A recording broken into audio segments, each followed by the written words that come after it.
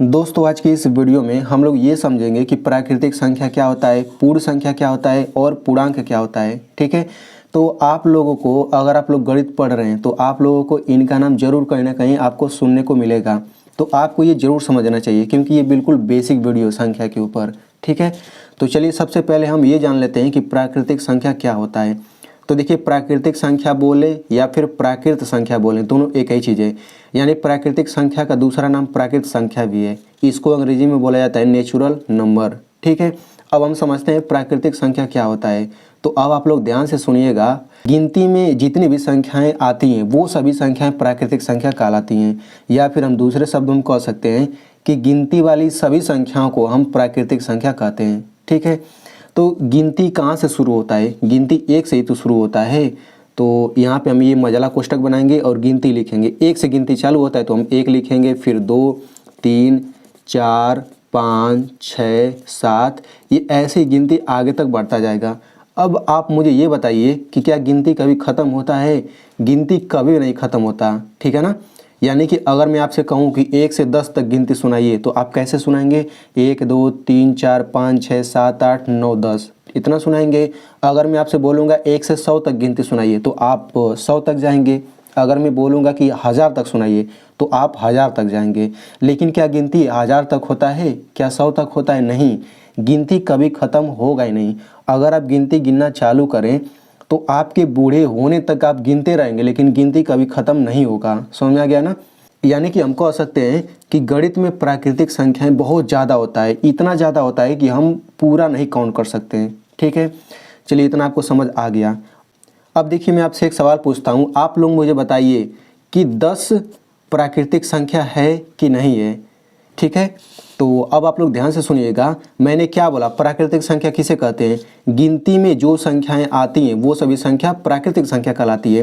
तो मैंने पूछा कि 10 प्राकृतिक संख्या है कि नहीं, तो 10 एक प्राकृतिक संख्या है क्योंकि हम गिनती गिनना चालू करेंगे तो 10 इसमें गिनती में कहीं ना कहीं आएगा। तो इसका मतलब 10 प्राकृतिक संख्या है। अगर मैं आपसे पूछूं कि बताइए 0 प्राकृतिक संख्या है कि नहीं, तो 0 प्राकृतिक संख्या नहीं है क्योंकि गिनती में 0 आता ही नहीं है। अगर मैं आपसे कहूँगा गिनती सुनाइए तो आप एक ही से तो शुरू करेंगे। समझ में आ गया ना? तो 0 तो आता नहीं है, तो 0 प्राकृतिक संख्या नहीं है। लेकिन अगर मैं आपसे ये भी पूछूं कि बताइए कि 999 ये प्राकृतिक संख्या है कि नहीं, तो ये प्राकृतिक संख्या है क्योंकि गिनती गिनना चालू करेंगे तो ये आ जाएगा 999, 1000 के पहले ये आएगा। ठीक है, चलिए मैं एक और सवाल पूछता हूँ, बताइए ये 3/5 बताइए ये प्राकृतिक संख्या है कि नहीं। चलिए एक और पूछ देता हूँ, 6.25 ये प्राकृतिक संख्या है कि नहीं, तो ये भी प्राकृतिक संख्या नहीं है। क्यों नहीं है? क्योंकि 3/5 गिनती अगर आप गिनना चालू करेंगे तो 3/5 कहीं पर भी नहीं आता है। इसका मतलब ये प्राकृतिक संख्या नहीं है। बिल्कुल उसी तरह से ये भी गिनती में कहाँ आता है? गिनती में दशमलव वाली संख्या आता ही नहीं है, तो ये भी प्राकृतिक संख्या नहीं है। चलिए आपको समझ आ गया होगा। चलिए अब हम ये समझते हैं पूर्ण संख्या क्या होता है।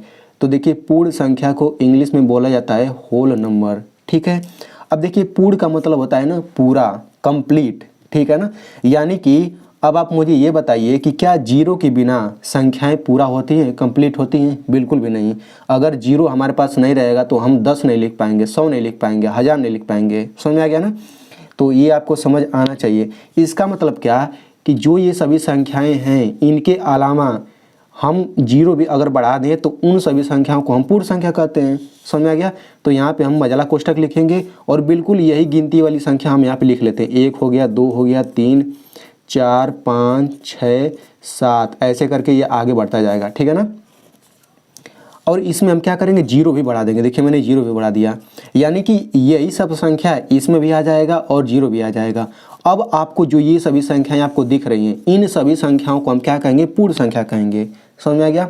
ठीक है, चलिए अब मैं अगर आपसे पूछूं कि बताइए कि 7/3 ये पूर्ण संख्या है कि नहीं है, तो आप देख लीजिए 7/3 इसमें कहीं पर आएगा? कहीं पर भी नहीं आएगा। देखिए यहाँ से पूरा गिनती चालू हो गया और ये 0, तो बताइए 7/3 गिनती में आएगा? कहीं नहीं आएगा। इसका मतलब ये पूर्ण संख्या नहीं है। ठीक है, अगर मैं आपसे पूछूं कि बताइए 3 जो है पूर्ण संख्या है कि प्राकृतिक संख्या है, तो आप बोलेंगे 3 जो है ना पूर्ण संख्या भी है क्योंकि इसमें देखिए पूर्ण संख्या में आ जा रहा है, और 3 प्राकृतिक संख्या भी है क्योंकि इसमें भी आ जा रहा है। ठीक है, चलिए इतना आपको समझ आ गया होगा।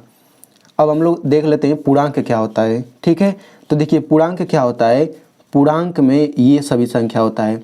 0 हो जाएगा, बिल्कुल यही सब संख्या रहेगा इसमें भी। 0 हो गया, 1 हो गया, 2 हो गया, 3 हो गया, 4, 5, 6। ये अब गिनती ऐसे ही आगे बढ़ता जाएगा। यहाँ पे मैं कोष्टक लगा देता हूँ। देखिए ये डैश डैश का मतलब ये है ना कि ये हमें ये गिनती आगे बढ़ता जाएगा, कभी ख़त्म नहीं होगा, ठीक है ना।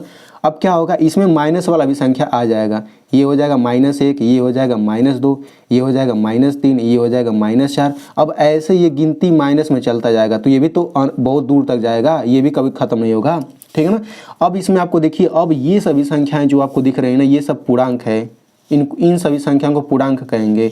अगर मैं आपसे पूछूं कि बताइए -100 पूर्णांक है कि नहीं, तो ये पूर्णांक है, क्योंकि इसमें कहीं ना कहीं आ जाएगा। देखिए ये गिनती अगर हम पीछे की तरफ गिनते जाएं और माइनस लगाते जाएं तो -100 तो आ जाएगा। इसका मतलब -100 पूर्णांक है, ठीक है।